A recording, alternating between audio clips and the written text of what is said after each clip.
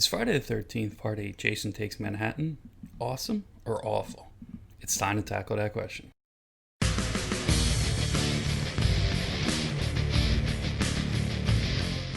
Welcome everyone. Today we're going to be talking about Friday the 13th Part 8 Jason Takes Manhattan. We're going to go over some of the high points of the movie and some of the low points of the movie and give you my thoughts on what I think of the movie, because God knows my opinion has differed quite a bit over the years on that movie. But let's look at the good and the bad for it.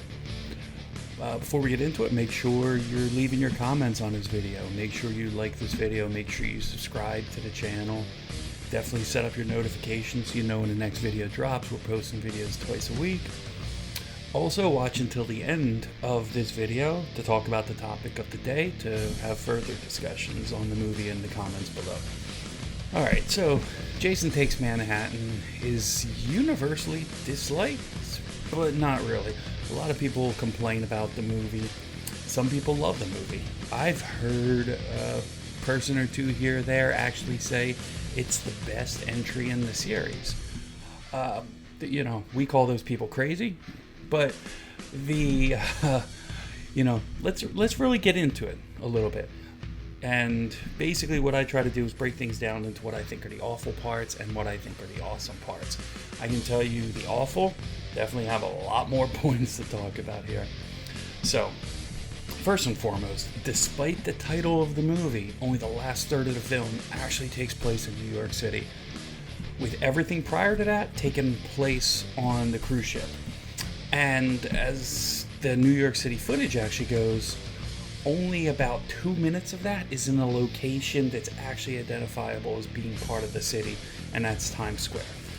So basically the billboard, maybe the boombox scene, but that's pretty much it. The other scenes that were actually supposedly in New York were actually not even filmed in the United States.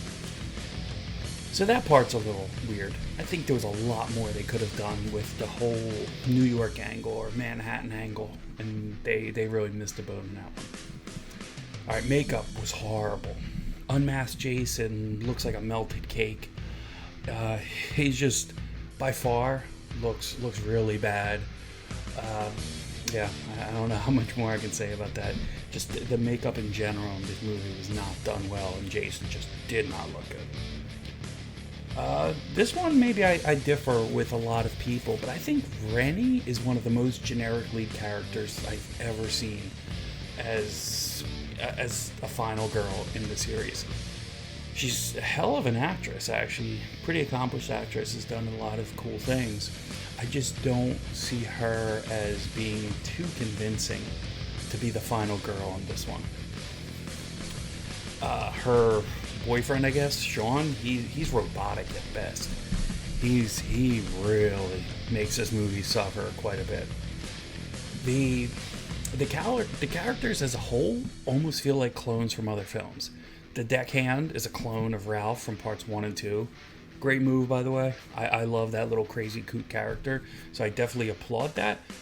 Ralph is very similar to the deckhand, we'll say. Also, in part 7, you have a leading girl with psychic abilities, you have your sensitive jock, you have your slimy authority figure that Jason kills. These are personas that are typically found in Friday the 13th movies anyways, but this rendition of them just make them feel copied from part 7. And if you keep in mind, part 7 was not exactly a well-liked movie, so I would have probably taken inspiration from other films than that one. So, since when can Jason teleport? He did it on the ship, he did it in Manhattan. It never felt like anyone could truly get away with this newfound power that he had. You know, we've sort of seen in part 5, I remember a scene where Jason kind of appears out of nowhere and people are like, hey, how the hell did that happen? Especially when they found out later that it wasn't even really Jason. I'll just credit that to Jason's ninja-like skills, so we'll take it from there. But in here, it's just like Jason's just teleporting is just really weird and out of character, we'll say. So, I won't even get into how the hell he got to Manhattan. Did he walk across the ocean floor? Did he learn to swim in his post life since he was resurrected a few times? You know, obviously he couldn't swim, or he wouldn't have drowned in the first place. Not to say, you know, zombie Jason couldn't have learned to swim. That would be a little weird. Figured it was probably other things that he had to do more than learn to swim. You know, or again, was it his teleporting capabilities that he had just learned that got him there? I always found that one weird. I always kind of envisioned he's walking on the ocean floor or something like that. It's just really weird, you know. It's a slasher film. It's a Friday the 13th film. There's a lot of things that we have to take with a grain of salt, and that's just like one of the really weird ones. Another part that kind of kills me, again, taking things with a grain of salt, though. Pretty lame that Jason lost his mask in Part 7, but we start Part 8 with someone who happens to have a hockey mask that looks exactly like the mask from Part 7. And he just happens to bring it on the boat and happens to hit the power line that revives Jason. You know, to say that this is starting to get contrived is not a stretch in this one. It's just so odd that he just happens to have the same mask there. The film tries to poke fun at New Yorkers, even to the extreme that people on a subway do not suspect anything with someone like Jason walking around. Like they see that every day. You know, almost offensive in a way, if I was a New Yorker, I would say. And it's just a little odd. You know, I get where they were trying to go, but it was, I can probably say in this day and age, in our new PC world, I don't think it would be politically correct to talk about New Yorkers that way, but, you know, I digress on that one.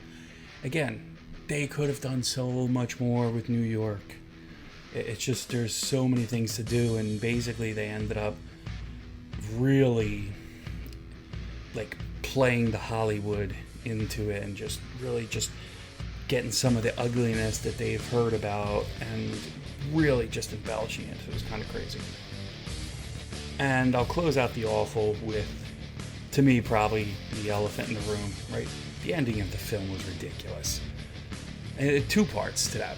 So, the sewers are flooded with toxic waste at midnight every night. Really? Like, that's a thing? That's possible? As if that's not lame enough. Jason drowns in the toxic waste. You know, again, how does he get to New York? But now all of a sudden he's drowning again. But, you know, it's toxic waste. Maybe that weakened him a little bit. But how the hell does toxic waste make him a boy? Did he discover the fountain of youth? You know, not only was a boy, all the deformities are gone. So, all these years later, and Jason's the one that finds the fountain of youth.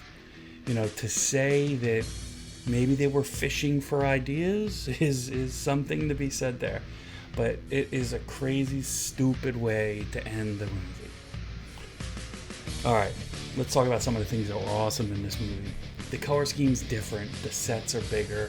You know, I'll give them kudos for that. I think they really had a chance to do something there. I think, you know, the way the film was shot actually worked in their favor there, and the bigger sets were something that some people were asking for.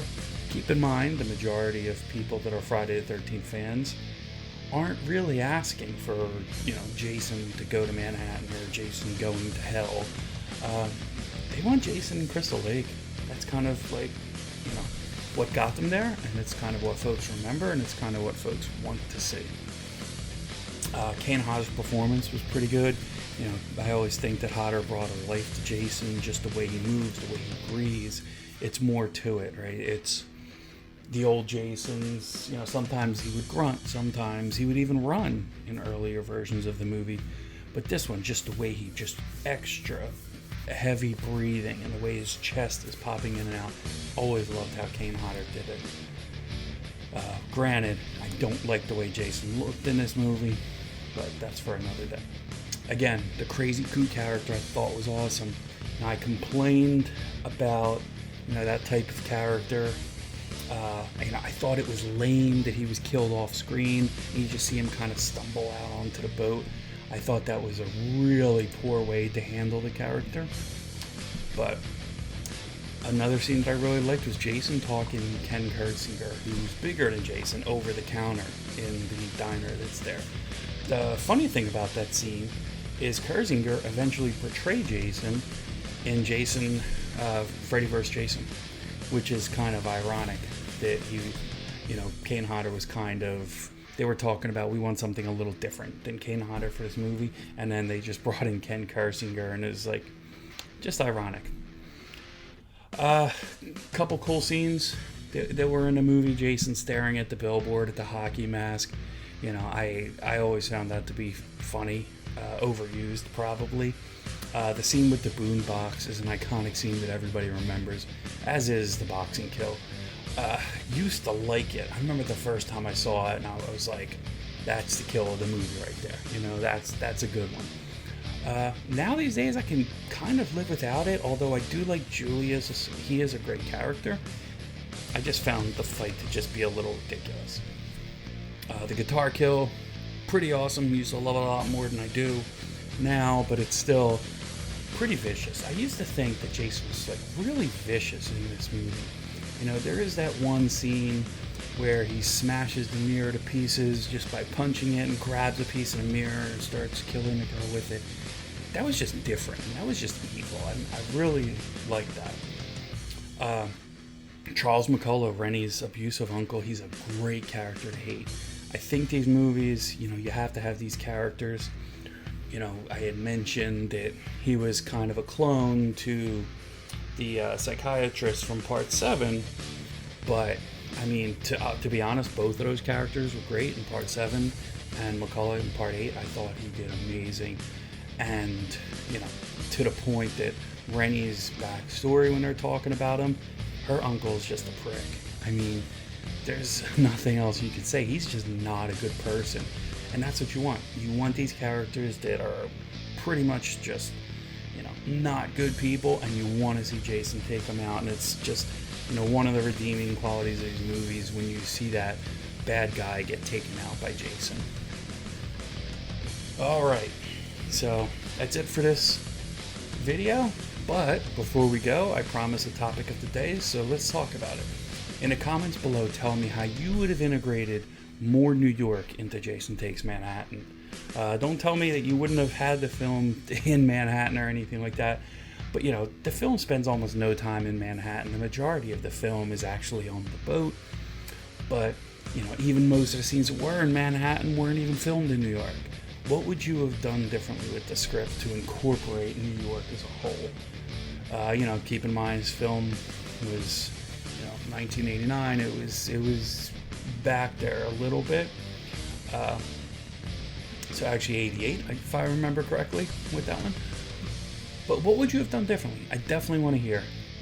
Alright, like I said, that's it for this episode, so make sure you like this video, make sure you comment on the video, make sure you subscribe, set up notifications, but most of all, make sure you keep it hard.